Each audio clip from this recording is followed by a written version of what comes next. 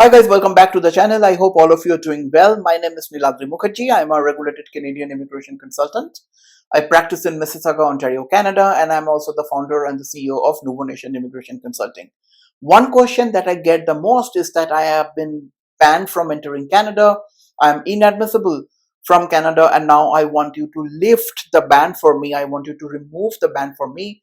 What are the ways? How can you do it for me? Now, what you have to understand, it's not about me or the best lawyer in the world, is that once you are inadmissible from Canada, and if this inadmissibility is justified in the mind of immigration, it is difficult to lift those inadmissibility out because they did not make you inadmissible without giving you an opportunity to respond, if you will, right? So which is exactly why the PFL is being given to you, and a time frame is assigned so that you are able to take your time to respond to the PFL.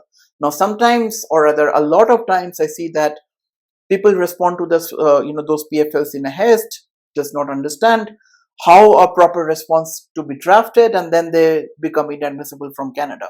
Once you are inadmissible, there are practically two options. Number one, you can go for a judicial review. I cannot do it for you because I'm not an immigration lawyer. You can hire a Canadian immigration lawyer and go for a judicial review. The flip side of this process, it's a long drawn legal process, and typically you spend a few $1,000s and sometimes more than that, and it's a lot of money for a lot of people. Other aspect, which is a reasonable approach, is to go for a reconsideration. Now any immigration consultant can send a reconsideration request to IRCC to basically request them to remove the ban for you, provided there are justifiable reasons, right? But again, both the judicial review and the reconsideration request, nothing is guaranteed. So there is no way to say that, well, a judicial review is a more effective process as compared to a reconsideration request, and vice versa, because the outcome is not guaranteed in either of those processes. You can make the best application. The decision is on the government to basically see whether they would do anything out of it or no, right? So this is something that you have to keep in mind. So how to avoid those kind of a situation? Well, take your time to respond to the PFL. Simple as that. If you have given 7 days, take 6 days and then send the response. If you have given 15 days, if it's even better.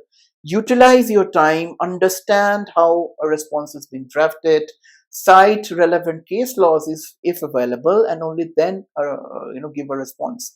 You do not send a response and then when become inadmissible, then you ask them to lift the ban from you. That is really not a practical solution unless and until you are being banned without getting a PFL. Then it's a different ramifications altogether. So when you receive a PFL, the moot point is take your time, do your research. If need be, come for a consultations. I handle a lot of these cases.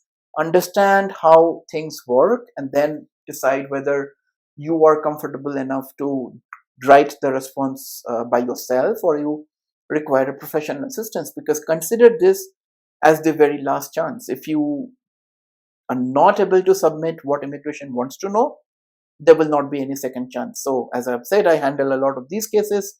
If you need our professional assistance, book a consultation. That is the very first step. Go to the website nouveaunation.ca, book a relevant professional consultation. That is the very first step. Come to me for a consultation. We will see your case in detail, and then we'll tell you how to respond to the letter, and then you can do it by yourself. Or if you need me to do that for you, I can do that as well. But a consultation will be the very first option. I hope this helps. See you guys in the next one. Bye now. Cheers.